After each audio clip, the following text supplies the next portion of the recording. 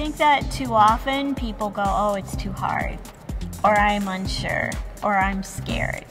And I really think that if you don't try, you'll never know.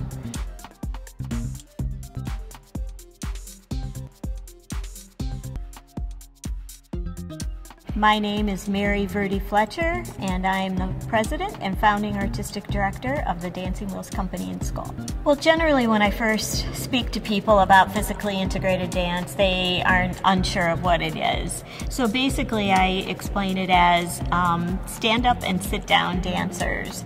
And you know, we're an inclusionary dance company, so we include people of all abilities.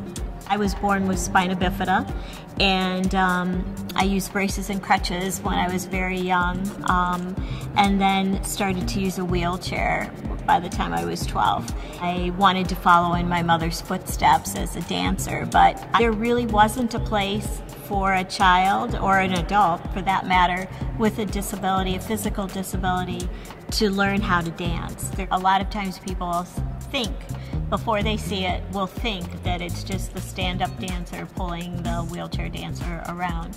But in reality, to know the technicalities behind it, to be able to do the arms, the port-de-bras, control the chair on different floor surfaces, to be able to have the same speed and agility as your non-disabled partner, takes many years of training.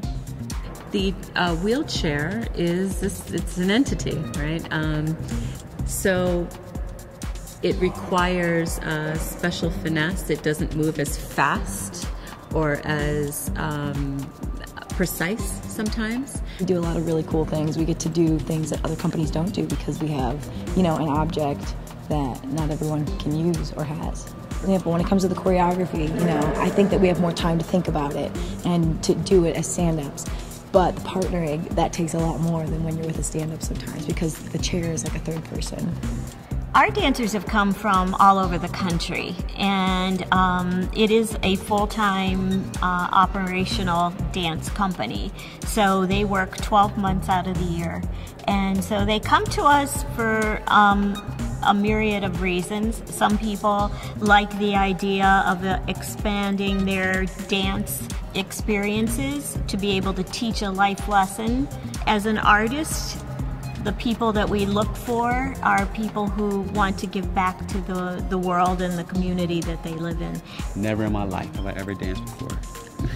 No type of ballet background, anything like that. It's all fresh and new. If you've never seen it before, so doing stuff in the wheelchair, dancing in the wheelchair, and be on time with the stand-up dancers, it catches your eye. It's like, wow. The company and the people in the company has helped me out tremendous with everything they're doing, from learning the dances, choreography, and also when they see I'm depressed or if I can't do something, helping me, talking me up, well, you can do it, don't worry about it, you can do it, just, you know, they help you out. We do programs such as today would be an emphasis on disability awareness.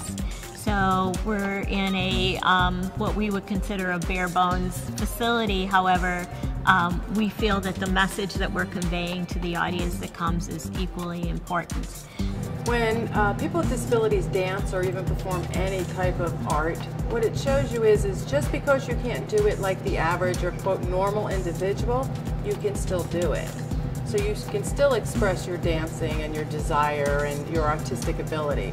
We love to have our art form give people inspiration and drive to look beyond what they feel are their own limitations. I want them to be self-inspired. I want them to go out looking at their own lives and seeing what would make them the happiest, what they were afraid to do before, maybe they're not going to be afraid to do.